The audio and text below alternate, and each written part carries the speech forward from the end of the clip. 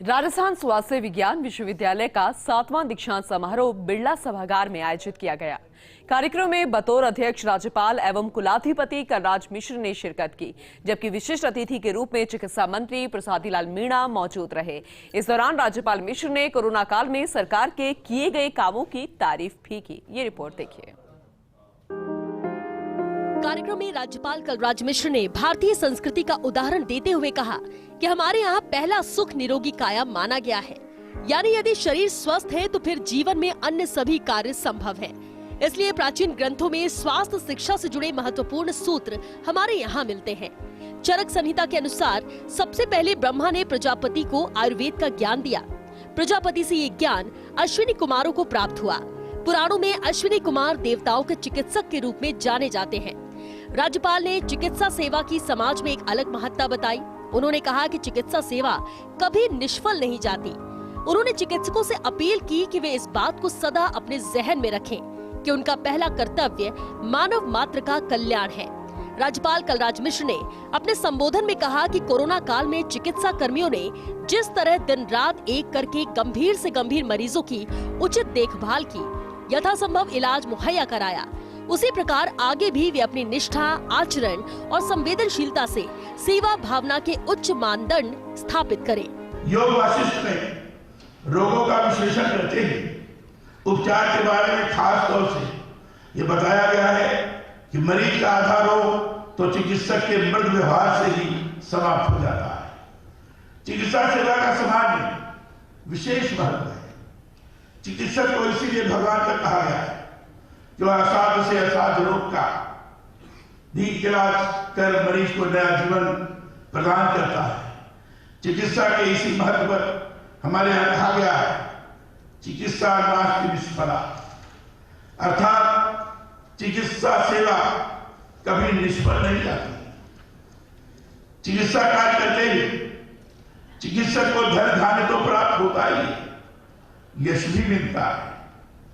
मरीज की सेवा करने पर पुण्य भी साथ में प्राप्त होता है।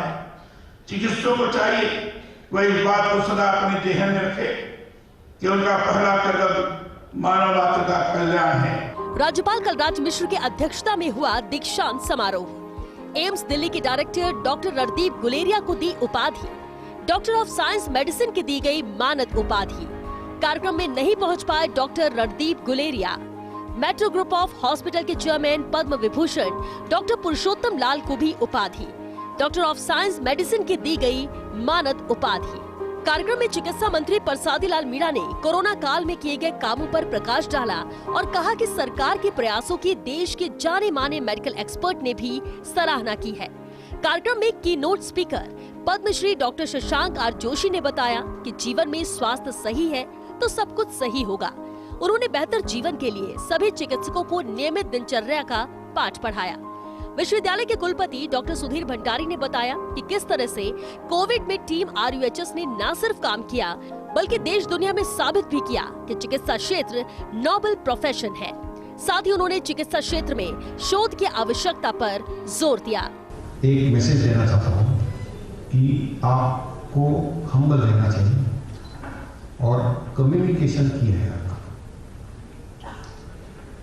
मेरे एक टीचर ने मेरे को एक सलाह दी थी, बेटा आपको सक्सेसफुल होना है तो एक ही मैं आपको सलाह दूंगा मेडिसिन में, और मैं सलाह मानते हैं कि हर मरीज को आपके घर का एक सदस्य मान के चलें। आप कभी भी कोई भी चूक नहीं करें। आपके सामने वाला जो मरीज होगा उसको आप आपकी माता पिता, आपके बहन भाई या आपके बच्चों जैसे ट्रीट करेंगे आप, तो आप कोई भी मेडिसिन में चूक नहीं कर सकते।